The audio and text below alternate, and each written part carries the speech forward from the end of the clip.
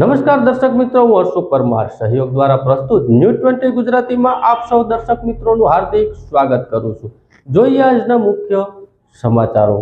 નરેન્દ્ર મોદી ત્રીજી વખત ભારત દેશના વડાપ્રધાન તરીકેના શપથ લીધા। નરેન્દ્ર મોદીએ આજે દેશના વડાપ્રધાન તરીકેના શપથ ગ્રહણ કર્યા હતા। જવાહરલાલ નહેરુ બાદ નરેન્દ્ર મોદી બીજા એવા નેતા છે કે જેઓ સતત ત્રીજી વાર દેશના વડાપ્રધાન બન્યા છે। પીએમ મોદીએ ત્રીજી ટર્મમાં સાથી પક્ષોની ભૂમિકા ખાસી મહત્વપૂર્ણ રહેવાથી ત્યારે કેબિનેટમાં પણ કોણ હશે ને જોરદાર અટકળો વચ્ચે આજે દેશના વડાપ્રધાન તરીકે ત્રીજી વખત નરેન્દ્ર મોદીએ શપથ ગ્રહણ કર્યા હતા। मैं नरेंद्र दामोदर दास मोदी ईश्वर की शपथ लेता हूं कि मैं विधि द्वारा स्थापित भारत के संविधान के प्रति सच्ची श्रद्धा और निष्ठा रखूंगा। मैं भारत की प्रभुता और अखंडता अक्षुण्ण रखूंगा। मैं संघ के प्रधानमंत्री के रूप में अपने कर्तव्यों का श्रद्धापूर्वक और शुद्ध अंतःकरण से निर्वहन करूंगा तथा मैं भय या पक्षपात, अनुराग या द्वेष के बिना सभी प्रकार के लोगों के प्रति संविधान और विधि के अनुसार न्याय करूंगा। मैं नरेंद्र दामोदर दास मोदी ईश्वर की शपथ लेता हूं कि जो विषय संघ के प्रधानमंत्री के रूप में मेरे विचार के लिए लाया जाएगा अथवा मुझे ज्ञात होगा उसे किसी व्यक्ति या व्यक्तियों को तब के सिवाय जबकि प्रधानमंत्री के रूप में अपने कर्तव्यों के सम्यक निर्वहन के लिए ऐसा करना अपेक्षित हो, मैं प्रत्यक्ष अथवा अप्रत्यक्ष रूप से संसूचित या प्रकट नहीं करूंगा।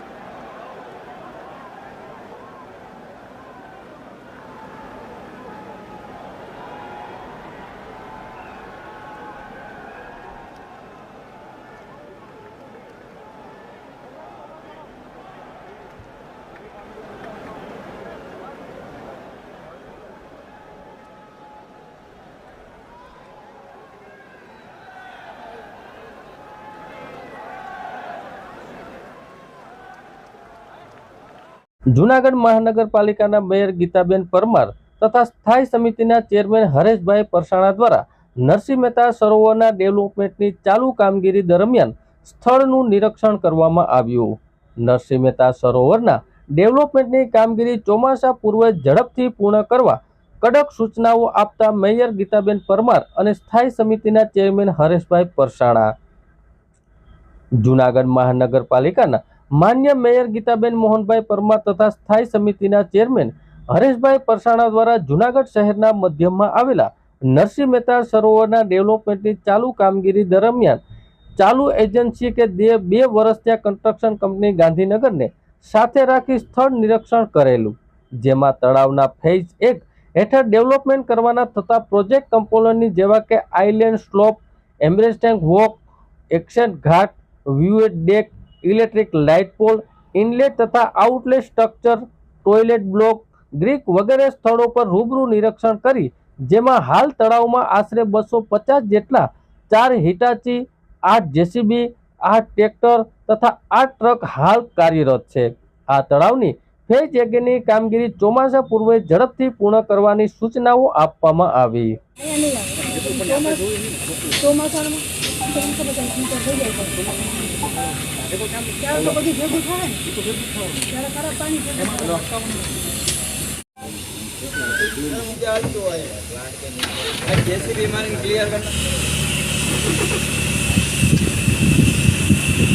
મુલાકાતને શું સૂચના આપી, કેટલું કામ પૂર્ણ થયું છે? આજે અમારા ચેરમેન હરેશભાઈ તેમજ અમે સાથે આવી અને આજે તળાવનું નિરીક્ષણ કરેલું છે અને તળાવનું કામ અત્યારે શરૂ જ છે ને જે આ ઇનલેટ ને આઉટલેટ ત્યાં પણ કામ થોડુંક પૂર્ણ થવા આવ્યું છે. એટલે ચોમાસા દરમિયાન જે પાણી તળાવમાં આવવાનું છે ત્યાં પણ આજે સૂચના આપી અને જે ઝાડી ઝાકડા છે તે પણ સાફ થાય અને વહેલાસર, કારણ કે હવે ચોમાસું નજીક આવી રહ્યું છે, લગભગ 5 દિવસમાં વરસાદ થાય એવી શક્યતા છે. એટલે તાત્કાલિક ધોરણે જ્યાં પણ જે અવરોહણ હોય, પાણી રોકાતું હોય ત્યાં સાફ કરી જેસીબી દ્વારા અને પાણી અંદર તળાવમાં આવે એ રીતના ચોખ્ખું કરવાની સૂચના આપેલી છે. અને આજે તળાવનું કામ ખૂબ સરસ ચાલી રહ્યું છે અને લગભગ 250 માણસો દ્વારા કામ ચાલી રહ્યું છે. એટલે ટૂંક સમયમાં આ કામ પૂર્ણતાને હારે છે. એટલે આમ અડાડીને રાખ્યું તોય તકલીફ અમારો તો બધે વર્તી જાય છે, આમાં નથી મજા આવું. ઇનફ્લો અને આઉટફ્લોનું શું વ્યવસ્થા છે? આપણે તળાવની આજે મુલાકાત લીધી. આમ તો બ્યુટિફિકેશનનું જે કામ છે એ 70% પૂરું થયું છે. તળાવનો ઇનલેટ અને આઉટલેટની ખાસ કરીને આજે મુલાકાત લીધી. તો ઇનલેટ સંપૂર્ણ કમ્પ્લીટ થવાની તૈયારીમાં છે. એટલે જે પાણી તળાવનું અંદર પ્રવેશવાનું છે એ વે સંપૂર્ણ ચોખ્ખો કરી દેવામાં આવ્યો છે. એનું ઇનલેટ પણ તૈયાર કરી દેવામાં આવ્યું છે. આઉટલેટનું કામ હાલ પૂરી ગતિથી ચાલુ છે. 2-4 દિવસમાં આઉટલેટનું કામ પૂરું થઈ જશે. એટલે આવનારી જે મોન્સૂન છે એ મોન્સૂનમાં આ તળાવને પાણીથી ભરવા માટેની કાર્યવાહી હાલ મહાનગરપાલિકા અને આ તળાવના કોન્ટ્રાક્ટર દ્વારા થઈ રહી છે. ખાસ કરીને આ વખતે સંગ્રહ કેટલા વરસાદનો કરવાનો છે? પહેલો વરસાદની આમ જોઈએ તો દર વખતે કાળવાની નદી ઉપર આપણે કંટ્રોલ ગેટ રાખેલા જ છે.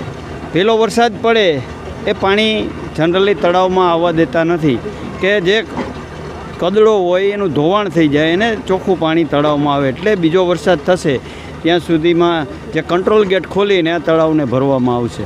હરેશભાઈ, ગયા વખતે જે જળ જૂનાગઢના સકરબાગ નજીક રામદેવપરા વિસ્તારમાં 29 વર્ષના યુવકને છરીના ઘા મારી હત્યા કરવામાં આવી. મોડી રાતે આ ખૂની ખેલ ખેલાયો તો એમાં પાડોશમાં રહેતા 29 વર્ષના સંજય મકવાણા નામના યુવકને પૈસાની લેતી દેતી મામલે છરીના ઘા મારી હત્યા કરવામાં આવી. જૂનાગઢમાં મોડી રાત્રે હત્યાનો બનાવ બન્યો ત્યારે યુવક સંજય પોતાના ઘરેથી બહાર હતો ત્યારે પાડોશમાં રહેતા દીવા ચૌહાણને સંજય પાસે રૂપિયાની માંગ કરી હતી. જે ના પાડતા તેઓ સંજય ઉપર છરીના ઘા વડે હુમલો કર્યો હતો. જેથી સંજય ત્યાં ઢળી પડ્યો હતો અને ઘાયલ યુવકને સારવાર માટે સિવિલ હોસ્પિટલમાં લઈ જવામાં આવ્યો હતો.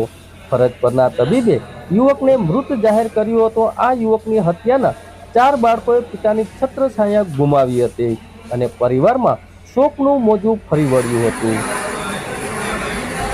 હત્યાની જાણ થતાં જૂનાગઢ ડીવાયએસપી, પીઆઈ, પીએસઆઈ તેમજ સહિતનો પોલીસ કાફલો ઘટના સ્થળે પહોંચ્યો હતો અને હાલ એ ડિવિઝન પોલીસમાં હત્યાનો ગુનો નોંધી આરોપીઓને પકડવા માટે તપાસ હાથ ધરવામાં આવી.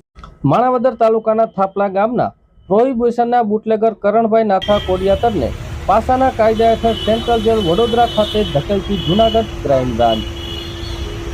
જૂનાગઢ જિલ્લામાં પ્રોહિબિશનની ગેરકાયદેસર પ્રવૃત્તિ કરતા ઇસમો સામે કડક હાથે કામગીરી કરવાની જિલ્લા પોલીસ અધિક્ષક હર્ષદ મહેતા દ્વારા સૂચનાઓ મળતા જૂનાગઢના ક્રાઇમ બ્રાન્ચના પીઆઈ જે પટેલ તેમજ પીએસઆઈ ડીજે ઝાલા તથા પોલીસ સ્ટાફને મળેલી હકીકતના આધારે પાસા વોરંટના આરોપી કરણ નાથા કોડિયાતર રહે થાપલા ગામના શખ્સને વાડી વિસ્તારમાંથી ધરપકડ કરી પાસાના કાયદા હેઠળ દારૂના બુટલેગર કરણ કોડિયાતરને પાસા કાયદા હેઠળ વડોદરા સેન્ટ્રલ જેલ ખાતે ધકેલી દેવામાં આવ્યો હતો.